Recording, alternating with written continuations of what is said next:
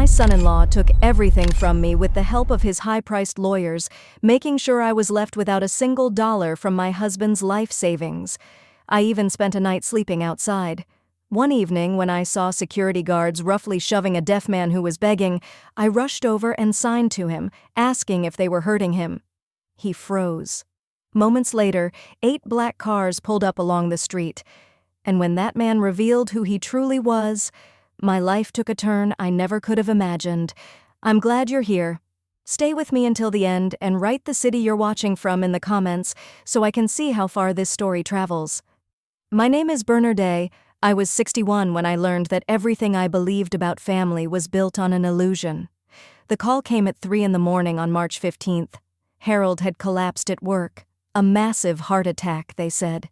He was gone before help arrived. 42 years of marriage ended in a single phone call from a stranger in medical scrubs, speaking in a careful, rehearsed voice, telling me how sorry he was for my loss.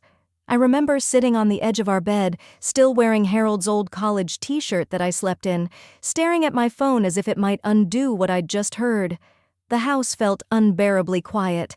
No soft snoring beside me, no rustle of newspapers in the morning, no off-key humming while he brewed his awful coffee. Just silence.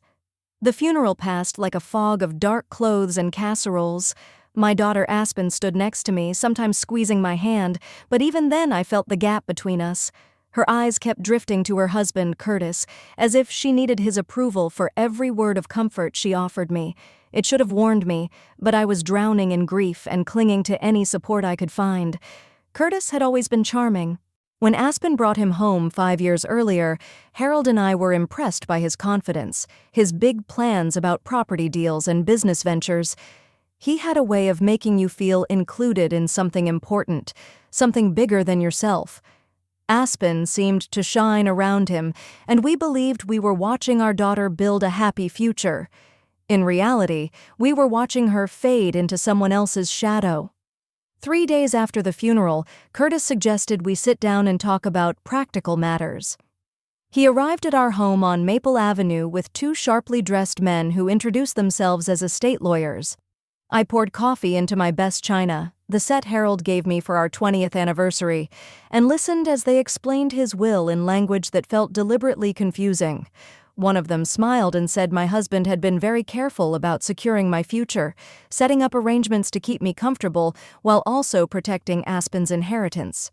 I nodded, trying to keep up. Harold had always handled the money.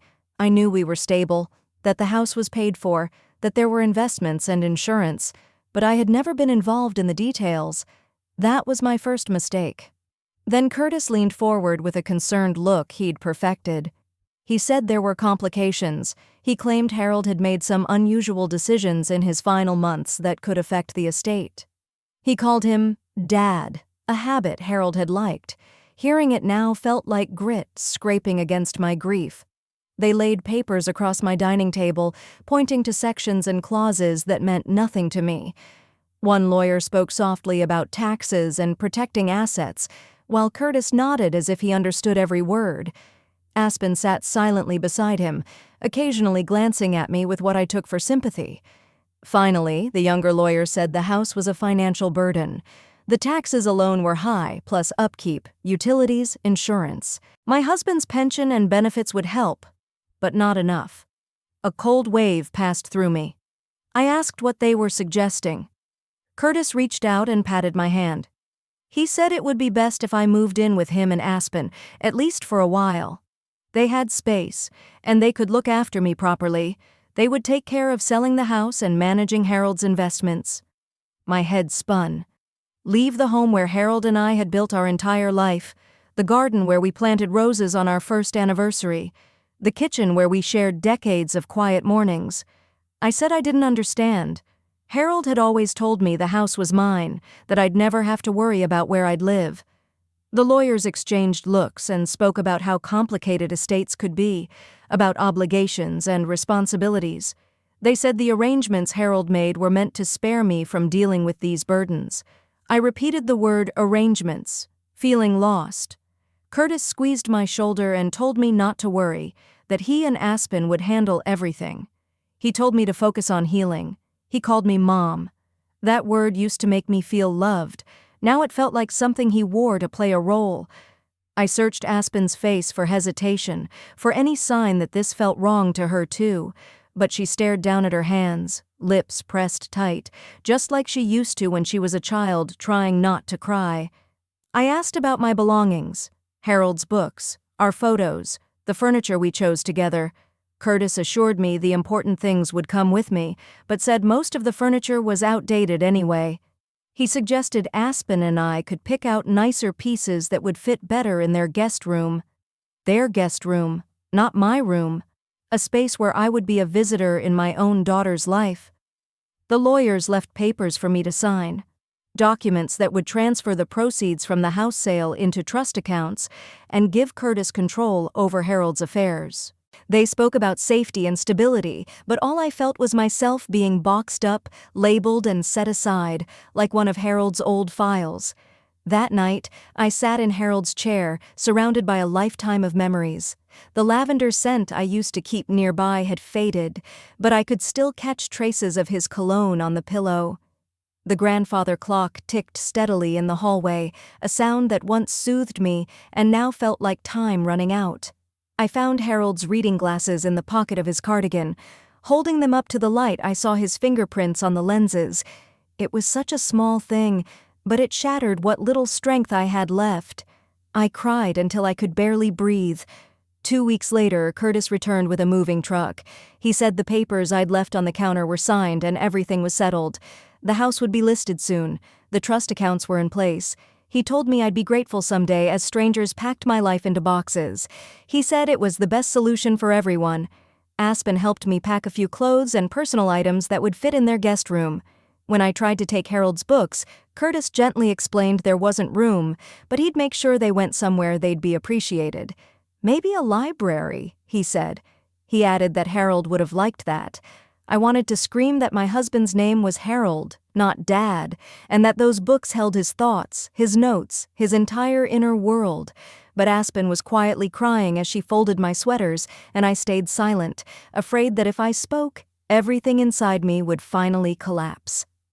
The guest room in Curtis and Aspen's house was painted a flat, neutral beige that reminded me of medical waiting rooms.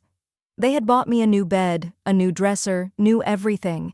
It all matched, all practical, and all completely lifeless. My wedding photos looked strange on the spotless nightstand, like relics from someone else's life that didn't belong there. Aspen tried to sound upbeat. She said it was nice, that we could spend more time together now, have coffee in the mornings, watch movies like we used to. But the coffee was always Curtis's choice, bitter and harsh, nothing like the gentle blend Harold and I shared for decades. And the movies were always Curtis's picks too, business programs or loud action films that left me with headaches. I kept telling myself to be thankful. I told myself this was what family did when someone needed help. It took me 3 months to understand the truth. I hadn't just lost my home. I had been robbed. The call came from Harold's old accountant, a kind man named Walter who had handled our taxes for 15 years. He sounded confused. He told me someone else had taken over the estate accounts, but certain numbers didn't make sense. He asked if I knew why Harold's life insurance payout had been deposited into an account without my name on it. He asked why the money from the house sale wasn't appearing in any of the trusts Curtis had described. My hands shook as I wrote down the figures he read aloud. The house had sold for $850,000. The life insurance was $600,000. Harold's retirement accounts totaled nearly $1 million more, not counting savings and investments. Harold had left close to $2.5 million, and I was living in a guest room, surviving on a small monthly check, while my son-in-law controlled everything. That evening, I asked Aspen to help me understand. She looked genuinely surprised and promised to talk to Curtis when he returned from his trip. When he came home 2 days later, his explanation was smooth and perfectly rehearsed. Taxes, fees, long-term strategies to protect my future. He told me the money was safe and working for my benefit in ways I couldn't possibly understand. He smiled and said I should trust him. He added that this was exactly what Harold would have wanted. But while Curtis was away, I had found something else.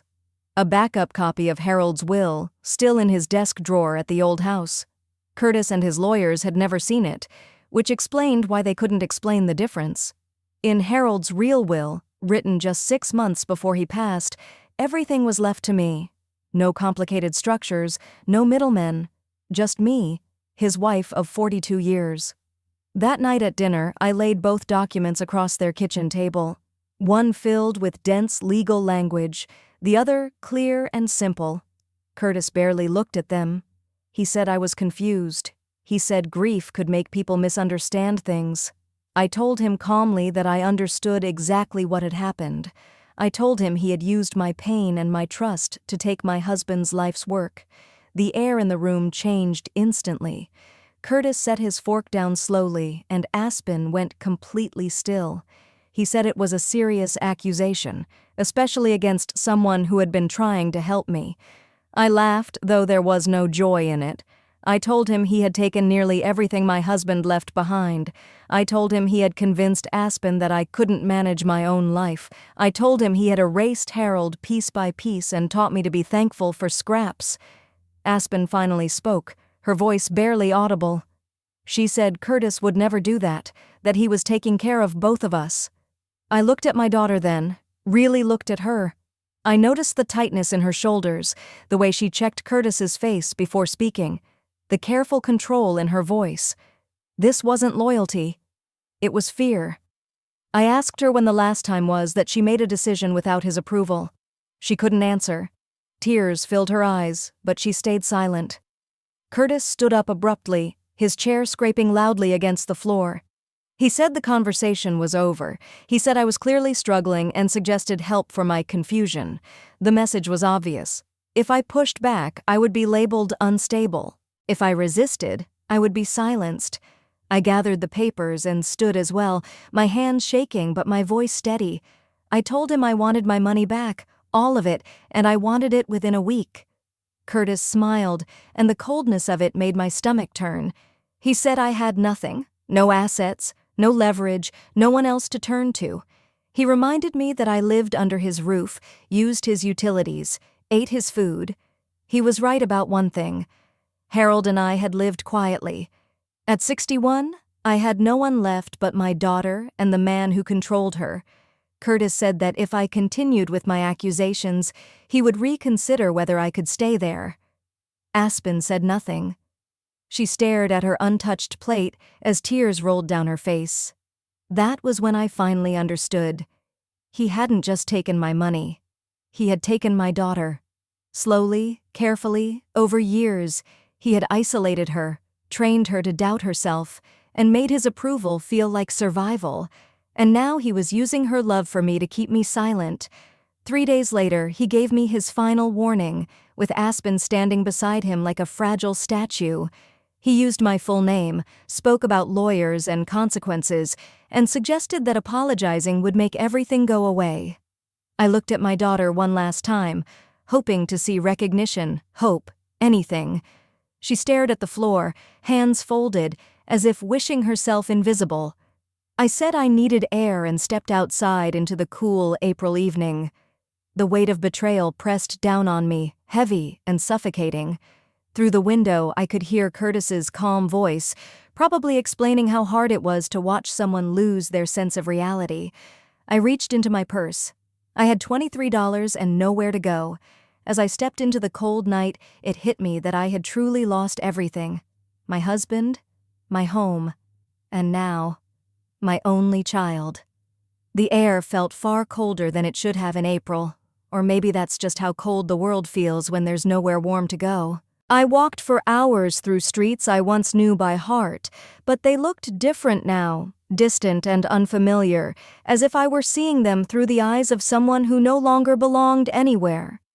By midnight, I ended up at the downtown bus station. Not because I had a destination, but because it was one of the few places that stayed open all night. Harsh fluorescent lights flickered above, casting sickly shadows that made everyone look worn down and exhausted. Maybe we all were.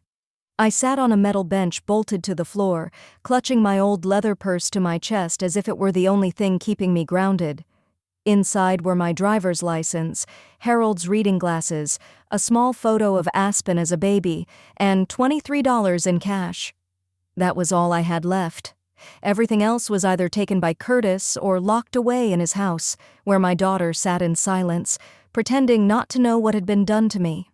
The station filled with people throughout the night, workers heading home after late shifts, travelers stuck between places, and people like me who simply had nowhere else to go. I watched them pass, each carrying their own quiet struggle, and tried not to think about how easily I had become one of them. Around 2 a.m, exhaustion finally overtook the fear and anger. I drifted in and out of sleep with my head against the cold brick wall, jolting awake whenever footsteps passed or a bus engine roared to life. I had never slept anywhere but a proper bed. I had never understood what it meant to truly have no home until that night. Morning didn't bring comfort, only the blunt reality of a new day with no plan and no place to be. I washed my face in the station restroom, trying to look presentable, though I didn't know who I was trying to look presentable for. The cracked mirror showed a stranger staring back at me. Tired eyes, pale skin, yesterday's clothes hanging on me like proof of defeat. I spent $5 on vending machine coffee and a stale donut, then returned to the bench to think. Walter had given me copies of Harold's real will, but papers alone wouldn't help without money for a lawyer. Curtis controlled everything, and any serious legal help would require payment up front. Free legal services wouldn't even open until Monday, and even then, cases like mine could drag on for years. Years I didn't have. That's when I heard raised voices near the station entrance. 2 security guards were confronting a man who looked like he'd been sleeping rough. From where I sat, I could see him gesturing urgently, clearly trying to explain something. One guard told him to move along, saying he couldn't stay there. The man gestured more intensely, pointing to the ground, then to his ears and mouth. The guards looked irritated, not understanding or not wanting to. One of them grabbed the man's arm and threatened to call the police if he didn't leave. Then it clicked. The man wasn't being defiant. He was using sign language. I stood up without thinking. My brother David had been born deaf, and I had learned sign language as a child so we could talk.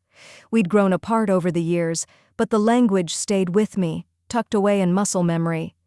I called out to the guards and said there had been a misunderstanding.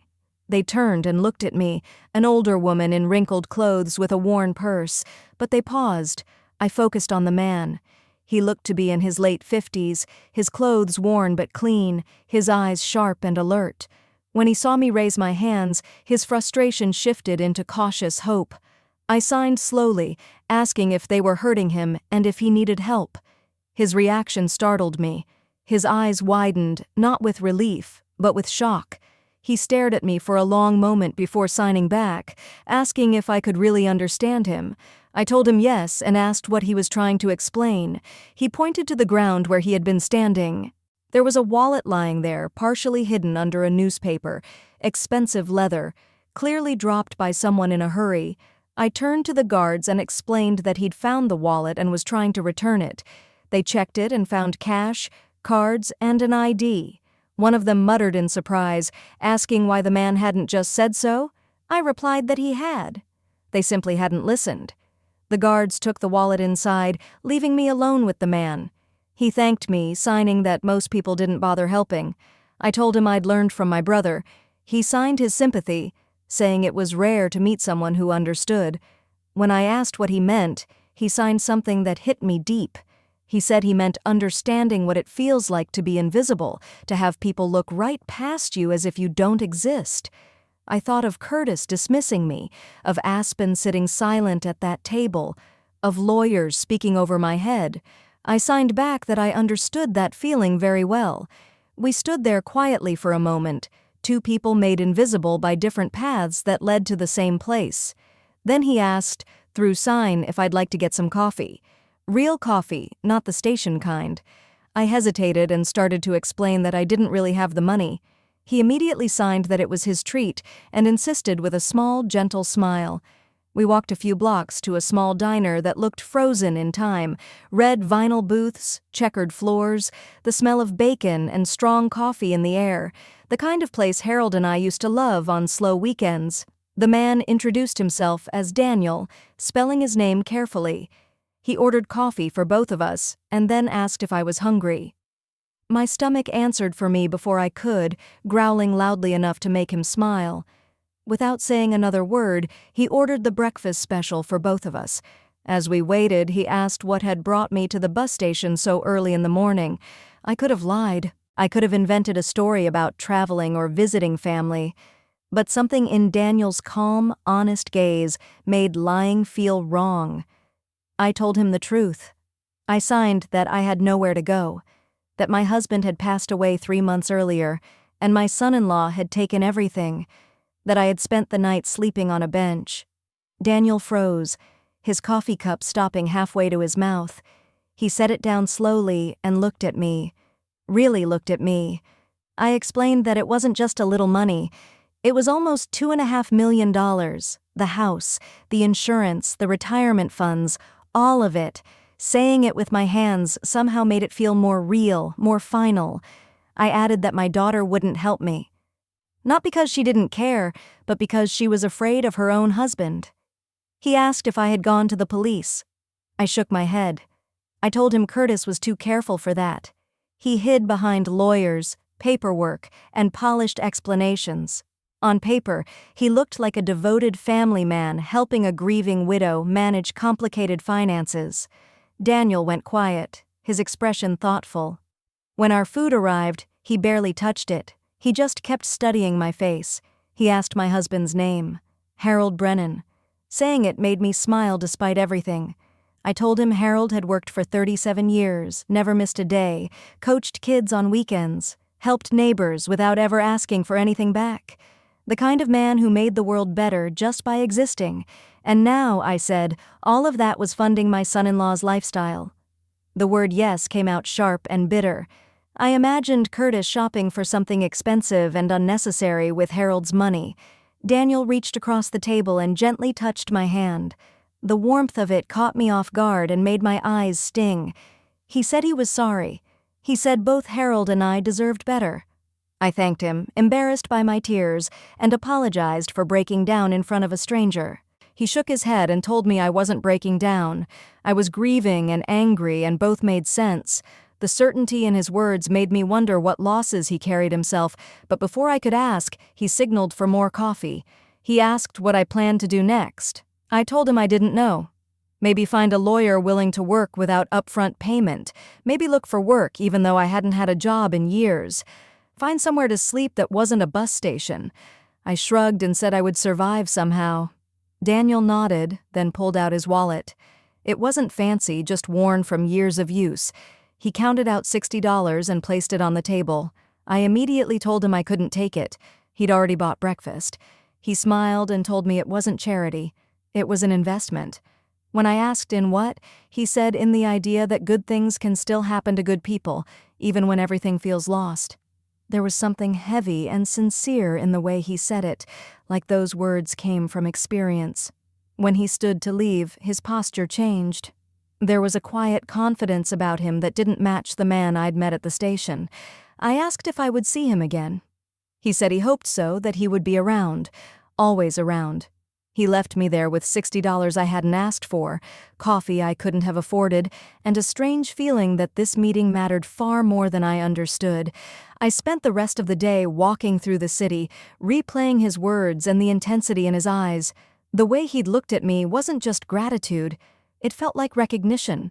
But recognition of what? I couldn't tell. That night, I returned to the bus station because I had no other choice. Same bench, same harsh lights, same lost faces. But as I prepared for another sleepless night, Daniel's words echoed in my mind. I'll be around. I'm always around. I didn't see him for 3 days. In that time, I learned how unforgiving the city could be to people without a place to belong. The money he gave me helped more than I expected. One night in a cheap motel, basic toiletries, enough food to keep going. But money disappears quickly, and by the third night, I was back at the station, wondering if I'd imagined everything. Maybe Daniel had just been a kind stranger. Maybe desperation had made me see meaning where there was none. I was half asleep on my usual bench when someone gently touched my shoulder. I startled awake and saw Daniel standing there. But he looked different. Clean-shaven, hair neatly trimmed. His clothes were simple but clearly expensive. He signed my name and said we needed to talk. I told him he looked different. He agreed and said there was something important he needed to explain, but not there. He asked if I would come with him. Every instinct told me to be careful. I barely knew him. But my options were painfully limited. Stay on the bench and let another night pass, or follow someone who might hold answers I didn't even know how to ask for. I grabbed my purse and followed him outside, where a black sedan waited at the curb. It wasn't flashy, but it radiated quiet wealth. I asked if it was his. He nodded and opened the door for me. As I sat on leather seats that probably cost more than my monthly income, one question echoed in my mind. What kind of homeless man owned a car like this? We drove in silence, past downtown, past the buildings where Harold once worked, and up into the hills where the city lights spread out below us. Daniel stopped in front of a house that took my breath away. Not oversized or showy, just beautifully designed, warm light glowing through tall windows. I asked him what was happening. He turned toward me, and in the soft light, I saw something like guilt on his face. He told me his name wasn't really Daniel, or rather, it was Daniel Morrison, and he wasn't homeless. The words felt like ice water. I stared at him, trying to understand. I asked why he'd been at the station at all. Why pretend? He said that sometimes you need to disappear to remember who you are, and sometimes you need to see if genuine kindness still exists. He stepped out of the car and opened my door, but I stayed frozen, my thoughts racing. Had I been some kind of test? Before I could even ask, he shook his head firmly. No, you were never an experiment. You were proof that I was right to keep looking. When I asked what he meant, he answered without hesitation. He had been searching for someone genuine, someone who would help a stranger with no promise of reward, someone who saw a human being, not an opportunity. I followed him toward the front door, my legs unsteady on the stone path. Inside, the house was even more striking than it looked from outside. Not flashy or arrogant, but warm and lived in, filled with books, artwork, and furniture that invited you to sit and breathe. It was the kind of home Harold and I used to imagine for ourselves someday, a place built for peace, not for showing off. Daniel led me into a living room where a fire burned softly in a stone fireplace. He motioned for me to sit on a deep burgundy leather sofa and took a chair across from me. He signed that he needed to explain everything and that I needed to hear the full story before deciding whether to walk away. I nodded, even though part of me wanted to run. None of this felt real. It felt like I had stepped into another world, one where nothing was what it seemed. 3 years ago, Daniel began, he had been exactly what you would expect from someone who owned a house like this. Wealthy, powerful, surrounded by people who agreed with him. He owned Morrison Industries. I recognized the name instantly. Harold had always admired the company for the way it treated its employees and the kinds of products it made. Daniel told me he had been married for 23 years. He and his wife, Patricia, had 2 children. Rebecca, a doctor who loved helping people. Michael, an artist who saw beauty where others didn't. And Patricia, he said quietly, had a way of making everyone feel important. Then his hands slowed. They were all gone. 2 years earlier. A drunk driver ran a red light on the night they were returning from Rebecca's wedding. Daniel wasn't with them. He had stayed late at work, focused on a deal that seemed important at the time. I signed my condolences, my chest tightening as he continued. After the funeral, he discovered the truth. Patricia had been involved with his business partner for years. His children had known but stayed silent, believing they were protecting him. Meanwhile, that same partner had been draining money from the company to fund the affair. Losing his family was devastating. Learning that his life had been built on deception nearly broke him. The betrayal, he said, hurt even more than the loss. He sold the company, liquidated everything, put the money into foundations and trusts where it could do some good, then he disappeared. This house, he explained, had belonged to his grandfather. It was the only thing he kept, a place that reminded him who he was before everything collapsed. I asked why he chose to live the way he did afterward, why pretend to be homeless. Daniel walked to the fireplace and stared into the flames. He said he needed to know if real kindness still existed, if people would help someone who had nothing to offer. He had spent the past year living quietly among the invisible, watching how people behaved when they thought no one important was looking. And what did he find? Mostly indifference, sometimes cruelty, but once in a while he found someone who reminded him why the search mattered. Someone like me. I told him I hadn't done anything special. I had only helped him communicate. He shook his head and said that was exactly the point. I had helped without thinking about myself. Even when I had nothing, even when I was struggling, that kind of kindness, he said, was rare.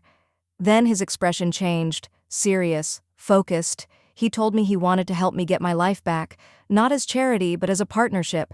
He still had resources, legal contacts, investigators, influence.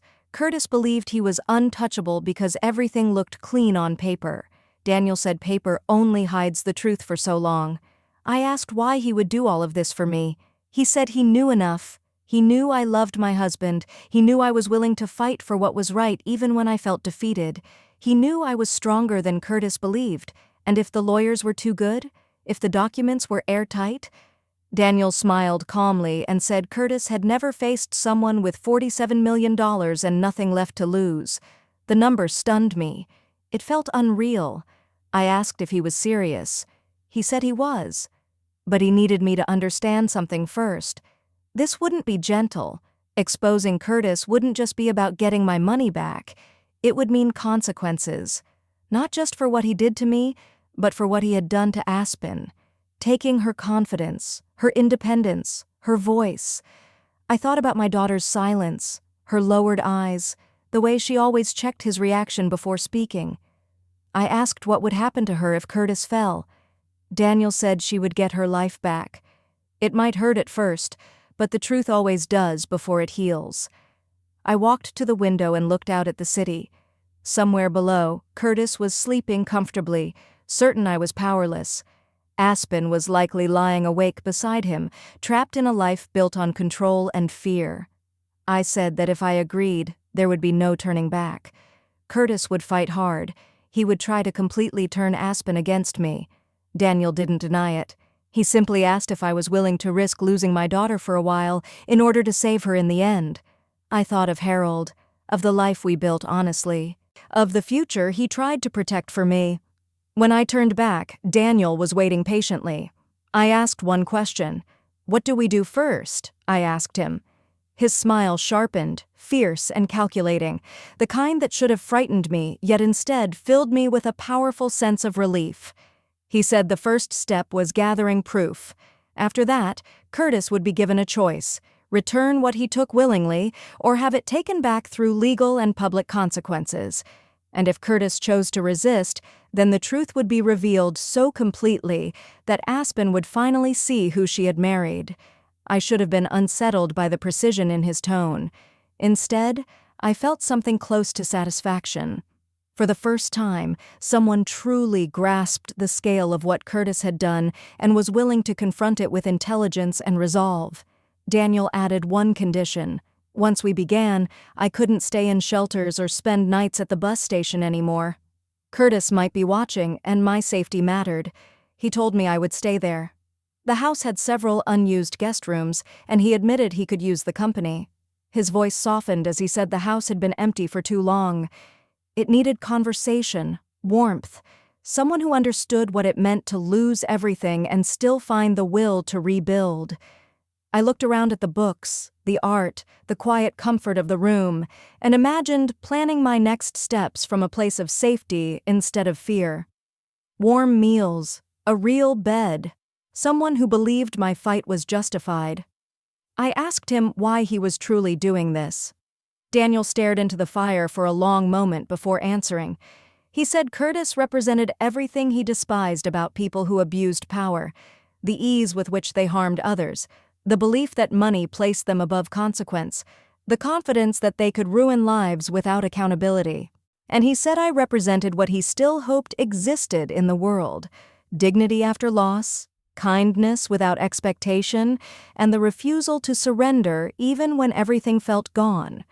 He told me he once believed losing his family meant losing everything. Instead, it taught him what mattered most. Now he wanted to help me reach that same clarity. If we succeeded, if my assets were recovered and Curtis's actions exposed, I would have the freedom to rebuild my life however I chose, and he would know that fairness still had a place in a world that often felt broken. I nodded, feeling something I hadn't felt in months, not desperation, but steady hope. Hope rooted in preparation, support, and purpose. I asked when we would begin. Daniel's smile answered before his words did. The first week in his house felt unreal. I woke up in a guest room larger than the first apartment Harold and I had shared, surrounded by crisp sheets and carefully chosen furniture. From my window, I could see the city where I had slept on benches just days earlier. The contrast was overwhelming. Daniel gave me space, but he made one thing clear. This wasn't charity. Every morning, we met in his study to plan. The walls were lined with legal volumes, financial texts, and investigative files. It was obvious he had prepared for a battle like this long before I entered his life. He explained that people like Curtis always make the same mistakes. They become greedy, they grow careless, and they underestimate the people they believe they've defeated. Daniel had already hired a team of investigators, specialists in uncovering financial misconduct. They worked quietly, tracing transactions Curtis assumed were invisible. The first breakthrough came on Tuesday morning. The lead investigator, Catherine Walsh, arrived with a thick folder and a confident expression. She said Curtis wasn't nearly as clever as he believed. They had uncovered multiple accounts opened using Harold's identity, complete with forged signatures. Once the trail was visible, the pattern was undeniable.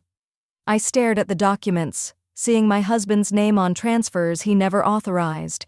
The scale of the deception was staggering.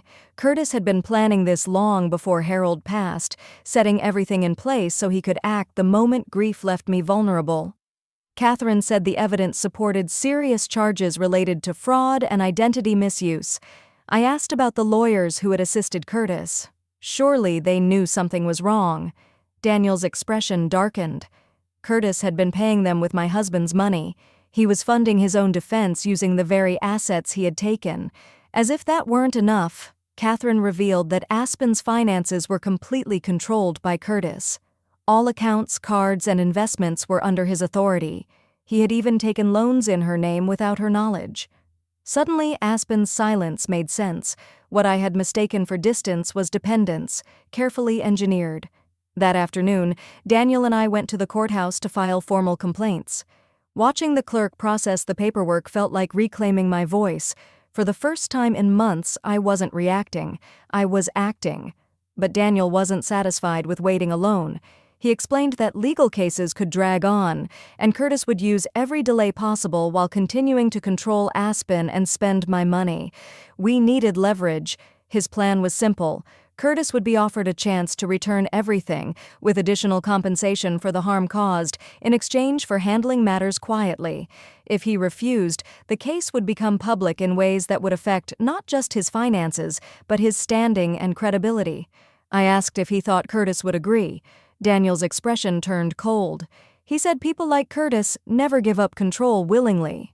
But that refusal would give us exactly what we needed. The meeting was set for Friday afternoon at Daniel's attorney's office.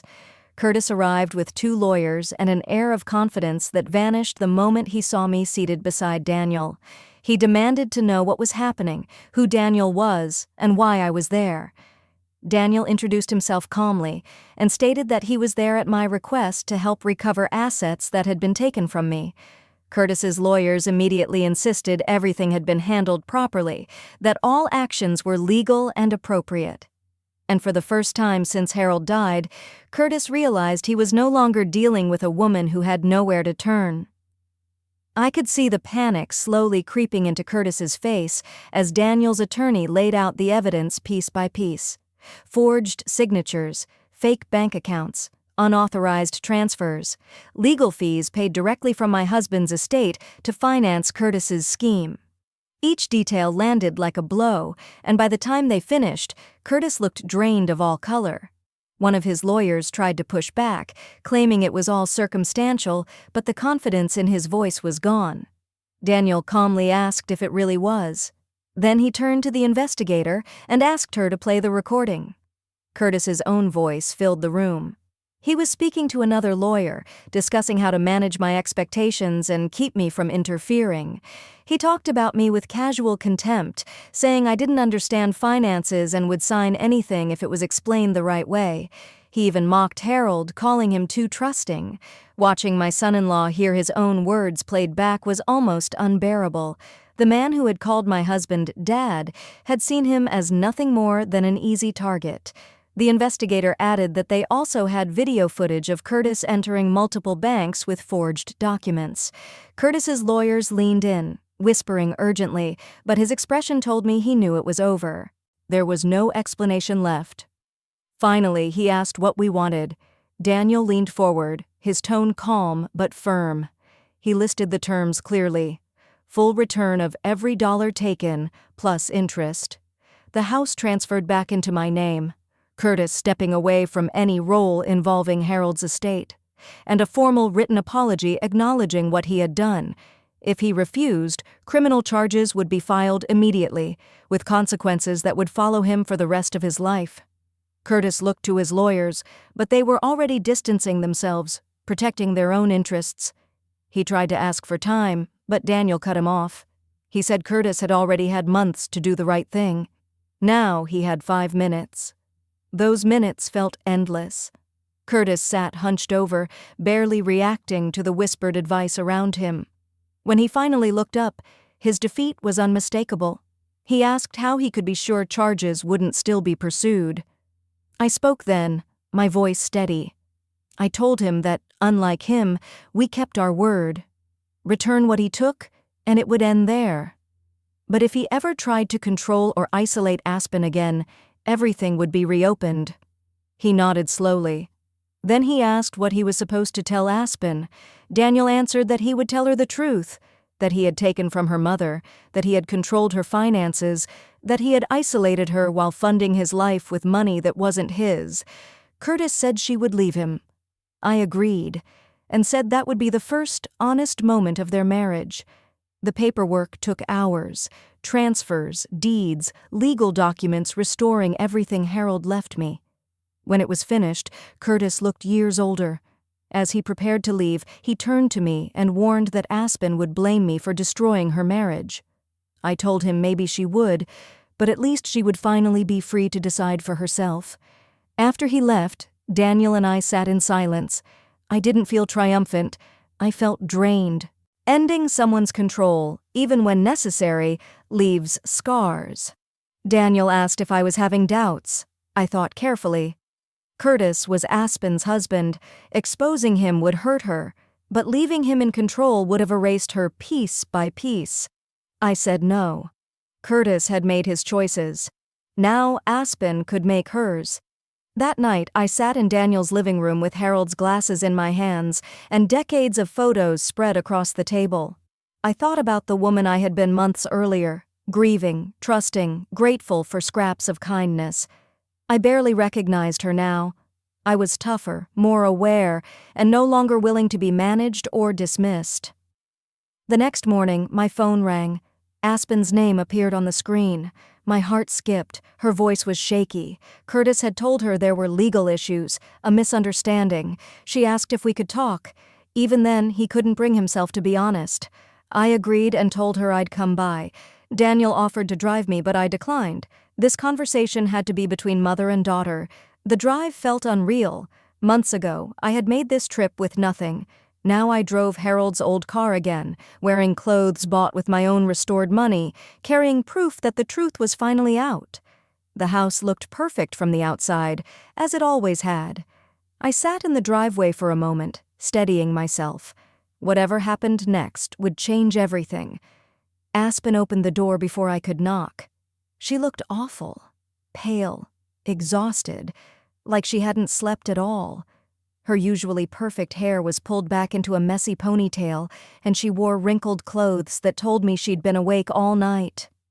"Mom," she said, and suddenly she was in my arms. I held her tightly, breathing in the familiar scent of her shampoo, feeling how thin she'd become. At what point had my daughter grown so fragile? When had I stopped noticing that she was slowly disappearing inside her own life? "Come in," she whispered against my shoulder. "We need to talk." Curtis was nowhere in sight as Aspen led me into the living room. The space felt just as cold and impersonal as I remembered. Expensive furniture arranged for display, not comfort. No family photos, no warmth. We sat at opposite ends of the spotless white sofa, and for a long moment neither of us spoke. Aspen twisted her wedding ring around her finger, the same nervous habit she'd had as a child.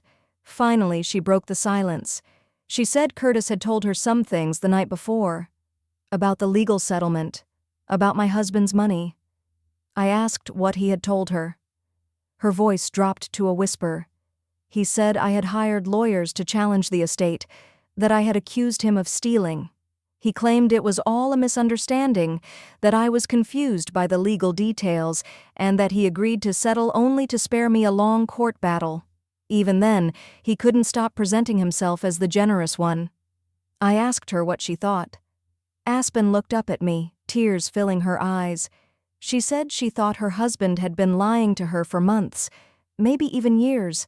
Saying it out loud seemed to shake her. Aspen had always trusted her ability to read people. Admitting she'd been fooled meant admitting she'd stopped trusting herself. I asked what made her think that. She told me about late-night phone calls he thought she couldn't hear, meetings with lawyers he claimed were about business deals. And then there was the money. They lived in an expensive house, drove luxury cars, took trips his income could never explain. When she asked, he told her he was just good at investing, that my husband had left complex instructions she wouldn't understand. She never saw those instructions. Curtis told her not to worry about finances, to focus on their family while he handled the important things. Aspen laughed bitterly as she admitted she'd been relieved not to question it. I reached for her hand and asked what happened next. Her eyes closed as she spoke. Curtis came home from his meeting looking terrified. He locked himself in his office, making angry phone calls, saying things like, "This can't happen," and "find another way." Then he told her we needed to talk. He claimed I was working with a wealthy man to cause trouble, that I'd been convinced Curtis had done something wrong, and that legal action was being threatened unless he paid me off. Tears streamed down her face as she told me the truth. He wasn't angry about false accusations. He was angry about being exposed. I encouraged her to keep going. She said she started asking real questions, not the careful ones she'd learned to ask to keep the peace, but honest ones. She asked to see financial records, proof, evidence. Curtis refused. He accused her of being emotional, of letting me turn her against him. That was the moment she knew. She knew I had never tried to poison her against anyone. I had barely spoken up for myself at all. But Curtis had worked very hard to make sure she never questioned him. She waited until he fell asleep, then went into his office. The files he claimed were too complicated were simple bank statements, transfers from accounts in my husband's name, records showing retirement funds being drained, legal bills paid from the estate to cover the cost of stealing from me. Her voice broke as the truth finally hit her.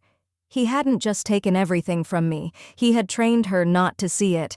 I asked where Curtis was. Upstairs. She told him to leave. He tried to justify everything, insisting I didn't understand money, insisting my husband would have wanted him to protect the assets from my bad decisions. Even then, he couldn't admit he was wrong. I told Aspen I was sorry. She shook her head and said I had saved her. That if I hadn't fought back, she might have spent her life with a man who saw her as something to manage instead of someone to respect. She admitted she didn't know what to do next. She hadn't made her own choices in years. Curtis had decided where they lived, how they spent money, who they saw, even what she wore. She thought it was normal. That marriage meant compromise. I told her compromise doesn't mean erasing yourself. She looked at me directly for the first time. She apologized. For choosing him over me, for not defending me, for letting him convince her that I was the problem. She said she had been so afraid of losing her marriage that she was willing to lose her mother. The apology I'd waited months to hear finally came, and it wasn't about my pain, it was about her clarity. I told her she didn't need to apologize for being manipulated by someone who had spent years perfecting control. Breaking free from that takes courage. She said she felt foolish. I told her she felt human. We sat quietly for a while, absorbing the damage and the possibility of rebuilding something real. Then she asked about the man who had helped me. Curtis kept calling him my rich friend and seemed deeply unsettled by him. I told her about Daniel, about meeting him at the bus station, about his own losses, about why he chose to help me stand up for myself. When I finished, Aspen nodded slowly and said he sounded like a good man. He is, and he understands what it means to lose everything and still find the strength to start again. Aspen asked quietly if that was what we were doing now, starting over. I looked around Curtis's house, at the expensive emptiness, the polished surfaces with no warmth or life. I asked her if she really wanted to rebuild here. She followed my gaze, finally seeing the place for what it had been to her for 5 years. She said yes, she wanted to rebuild, but not in that house. It had never felt like a home. It felt like a showroom where she had been treated like part of the decor. Footsteps on the stairs broke the moment. Curtis appeared in the doorway with 2 suitcases, wearing the hollow look of a man who knew he had lost. He glanced between us, his face shifting from anger to desperation, then settling into a calculating calm that made my skin prickle. He spoke to Aspen in the soft, persuasive tone he had always used to steer her. He said she didn't have to do this, that we could work through the confusion, that I had turned her against him, and that their marriage could still be saved. Aspen stood up slowly. I watched her straighten, as if she were finally standing at her full height. She told him there was nothing to save. There had never been a real marriage, only control and deception while he took from her mother. He tried to interrupt, claiming he had only handled finances for her benefit. Aspen cut him off, her voice steady and strong. She said he had forged her father's signature, opened accounts in his name, and used his death to take advantage of his wife. No explanation could erase that truth. Curtis's composure finally collapsed. He lashed out, telling us we would regret this, insisting we were nothing without him. He mocked Aspen, saying she hadn't worked in years, had no credit, no future, and would come back begging. Aspen answered calmly that she would not. Then he turned on me, warning that my wealthy friend would abandon me too, that kindness like that always came with strings. I told him I would rather stand alone with my integrity than stay tied to someone who treated people like possessions. He grabbed his suitcases and stormed toward the door, pausing only to accuse us of ruining the family. Aspen stepped forward and opened the door wider. She told him he had done that himself, and that we were simply clearing away the damage. After he left, we stood together in the sudden quiet, listening to his car disappear down the street. Aspen said it felt unreal, like the lies had finally ended. I told her the lies were over, but everything else was just beginning. 6 months later, I stood in the kitchen of my new home, watching Aspen plant tomatoes in the garden Harold and I had once dreamed about. The house was modest and peaceful, a craftsman bungalow with room for flowers, vegetables, and clear thinking. Aspen moved in 2 weeks after Curtis left, not because she had nowhere else to go, but because we both needed time to learn how to be family again. She chose a guest room that overlooked the garden and painted it a soft yellow, a color that felt like hope. She called through the open window, excited about the herbs and peppers coming in strong. I smiled, remembering how Curtis used to dismiss the idea of gardening or practical skills. He had wanted her decorative and contained. The woman in the garden now was different.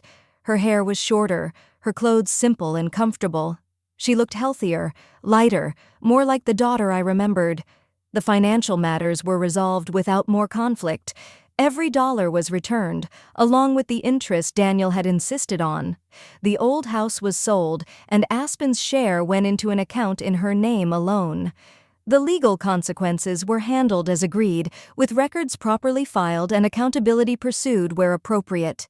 Curtis faded from our lives, and Aspen signed the divorce papers without hesitation.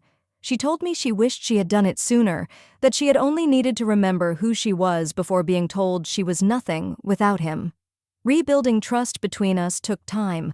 Years of control had made Aspen doubt herself, and years of being dismissed had made me guard my independence. Slowly, through honest conversations, we found our way back. One evening, Aspen found me crying over Harold's photos. She didn't try to fix it or explain it away. She sat with me and cried too, apologizing for the time that had been taken from us. I told her she was here now, and that was enough. Daniel became part of our lives in a simple, steady way. No expectations. No conditions. Just friendship rooted in shared understanding. He came for dinner once a week, bringing ingredients and laughter, teaching us new recipes. The house filled with warmth in a way it never had before. One night, Aspen said she thought her dad would have liked him. She was right. Harold respected quiet integrity above all else. That morning, Aspen was especially excited because Daniel was coming for lunch and she wanted to show him the garden. At 33, she was learning to take pride in things that belonged to her alone. When the doorbell rang right on time, I opened it to find Daniel holding a bottle of wine and a bouquet of sunflowers from his garden. He asked how the patient was, joking about Aspen's recent cold. I told him she was fully recovered and eager to show off her harvest. In the backyard, Aspen stood glowing with confidence and health proof that when truth replaces control, people don't just survive, they grow. She found work at a local nonprofit that helps women leave controlling and unsafe relationships, using her own experience to guide others toward independence and stability. After her first week, she told me how strange it felt.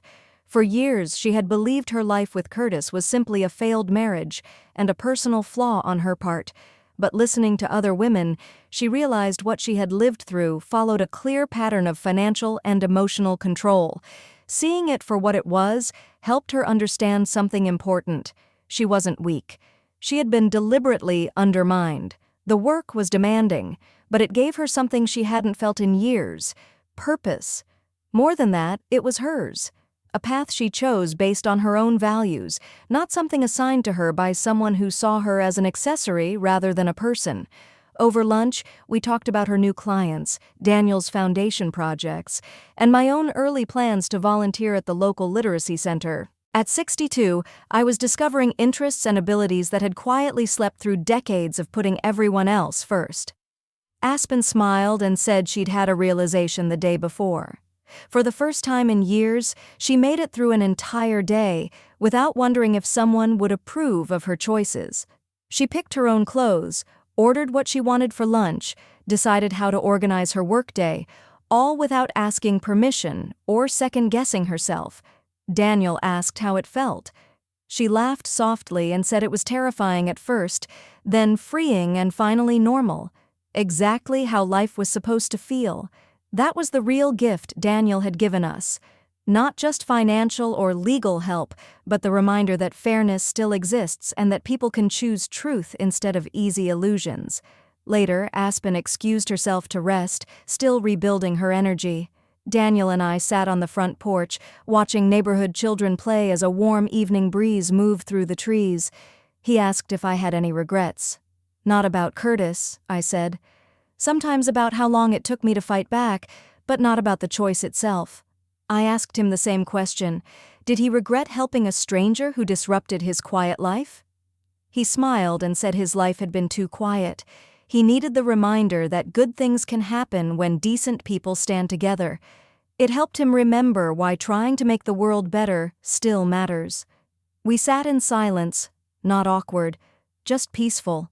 Two people shaped by loss who weren't searching for romance or replacement, but had found something rarer: understanding without expectation. I told him there was no way to repay what he'd done for us. He said I already had, by reminding him there are people worth defending and that sometimes fairness really does win when people refuse to give up. He watched the children chasing fireflies and said something I'll never forget. He spent a year living quietly among people most others ignored, testing whether humanity was worth believing in. He met many kinds of people, but I was the first who stepped in without calculation, without weighing gain or loss. That moment, when I defended someone simply because it was right, showed him that the world still held people like the ones he had loved and lost. As the evening settled, Aspen came back outside carrying 3 glasses of iced tea and a photo album I had avoided for months. She sat beside me and opened it to pictures of Harold. We looked through them together. Harold teaching Aspen to ride a bike, Harold and me dancing at our anniversary, Harold reading in his chair, glasses slipping down his nose. A good man who worked honestly, loved deeply, and deserved to be remembered with warmth. I told Aspen how proud Harold would have been of her, standing up for herself, building a new life, helping other women rediscover their strength. This was exactly who he hoped she would become. She looked at Daniel and thanked him for making sure Harold's life and effort weren't erased. Daniel studied the photos carefully and said Harold looked like a man who understood what truly mattered: family, honesty, effort, dignity. Simple values, but not easy ones. As stars appeared, we talked about the life Harold built, the future Curtis tried to take, and the new beginning we were shaping from the truth. It was the kind of conversation Harold would have loved, honest, thoughtful, grounded. When Daniel stood to leave, he paused and said something that stayed with us. Curtis believed he was clever, manipulating 2 women he thought were powerless. But in the end, his own assumptions defeated him. His certainty became his downfall. After Daniel left, Aspen and I stayed on the porch, listening to the quiet sounds of our neighborhood. Tomorrow would bring choices, responsibilities, and growth. But that night we were simply a mother and daughter who had survived betrayal and found each other again. We had learned that family isn't built on control or obligation, but on choosing each other's freedom and growth. As we went inside, Aspen thanked me for never giving up on her, on myself, and on the idea that life could improve. We locked the doors of our small, honest home. Outside, the garden grew quietly in the dark, rooted in soil that belonged to us. Sometimes losing everything is the only way to discover what truly matters. Now I want to hear from you. What would you do if you were in my place? Have you ever faced something similar? Share your thoughts in the comments. And on the final screen, I've left 2 other stories viewers love. Don't miss them. Thank you for staying with me until the end.